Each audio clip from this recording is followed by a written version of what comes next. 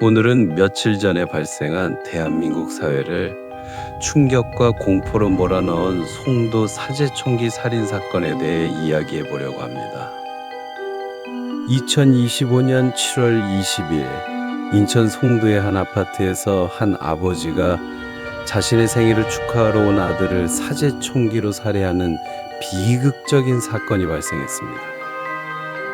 이 사건은 단순한 가족 간의 갈등을 넘어 가정폭력, 사제총기 문제, 경찰 대응 논란, 그리고 우리 사회의 어두운 단면을 적나라하게 드러냈습니다. 과연 무엇이 이런 비극을 만들어냈을까요? 오늘은 사건의 전말과 그 뒤에 숨겨진 진실을 깊이 파헤쳐 보겠습니다. 먼저 사건의 개요를 살펴보겠습니다. 2025년 7월 20일 저녁 9시 31분 인천 송도의 한 고급 아파트에서 총격 사건이 발생했습니다. 피의자는 62세 조모 씨, 피해자는 그의 아들인 34세 조 씨였습니다. 특히 이 사건이 피의자의 생일 축하 자리에서 벌어졌다는 점이 많은 사람들에게 충격을 주고 있습니다. 당시 현장에는 피해자의 아내와 자녀들, 그리고 지인 등 총 6명이 있었습니다.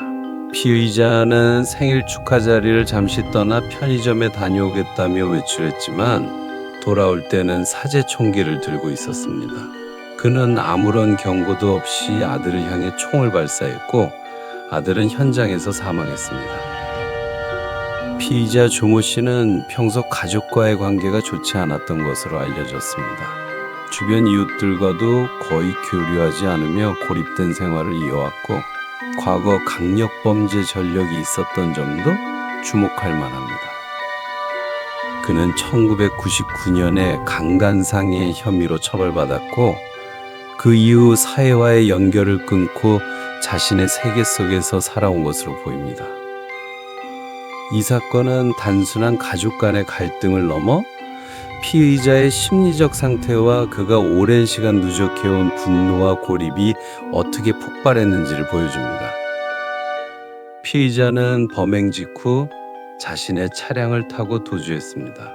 경찰은 즉시 수색에 나섰고 사건 발생 약 2시간 반 뒤인 밤 11시 50분경 서울 서초구 방배동에서 피의자를 검거했습니다. 검거 당시 피의자는 별다른 저항 없이 체포되었지만 경찰 조사 과정에서 드러난 사실은 더욱 충격적이었습니다. 피의자의 자택에서는 사제총기 9정의 총신과 폭발물 15개, 신어 15통으로 만든 폭발물이 발견되었습니다. 특히 폭발물은 다음날 낮 12시에 폭발하도록 설정되어 있었습니다. 이는 단순히 한 가족 구성원을 살해하려는 계획이 아니라 더 큰 피해를 의도한 계획적인 범죄였음을 보여줍니다. 피의자는 경찰 조사에서 아들이 자신을 무시했다는 이유로 범행을 저질렀다고 진술했습니다. 하지만 이 진술만으로는 이해하기 어려운 부분이 많습니다. 그는 왜 며느리와 손주들까지 살해하려 했을까요? 그리고 왜 폭발물까지 준비했을까요? 이는 단순한 갈등을 넘어 피의자의 심리적 상태와 그가 가진 왜곡된 사고방식에 대한 심층적인 분석이 필요합니다. 피의자는 아들뿐만 아니라 며느리와 손주들, 그리고 피해자의 지인까지 살해하려 했던 것으로 드러났습니다. 그는 피해자의 지인을 향해서도 방아쇠를 당겼지만 다행히 총이 불발되었습니다.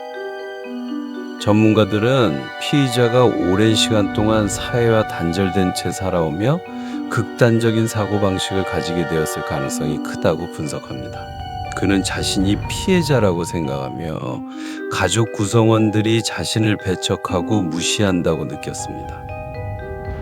이러한 왜곡된 사고는 결국 폭력적인 행동으로 이어졌습니다. 유가족의 증언에 따르면 피의자는 평소에도 폭력적이고 권위적인 태도를 보였다고 합니다. 피해자는 어린 시절부터 아버지의 폭력에 시달렸으며 이러한 가정 내 갈등이 결국 비극적인 결말로 이어졌습니다.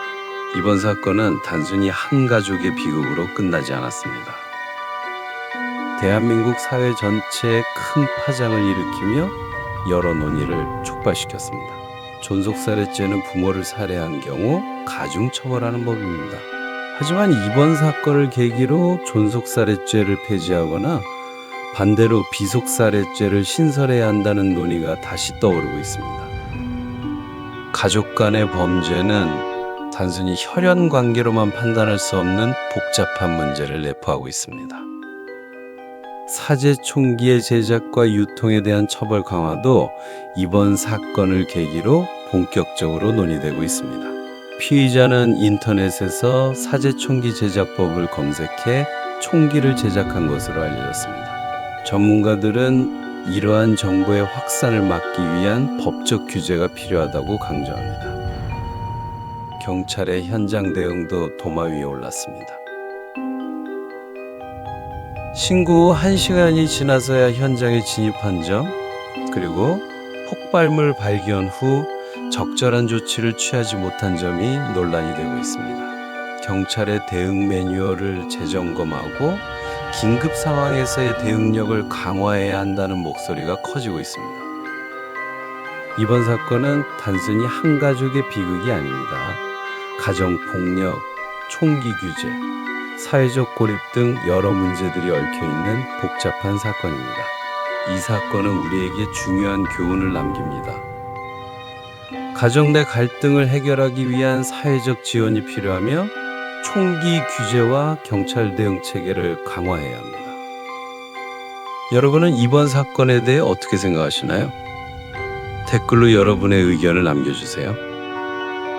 구독과 좋아요는 저에게 큰 힘이 됩니다. 다음 영상에서 다시 만나 뵙겠습니다. 감사합니다.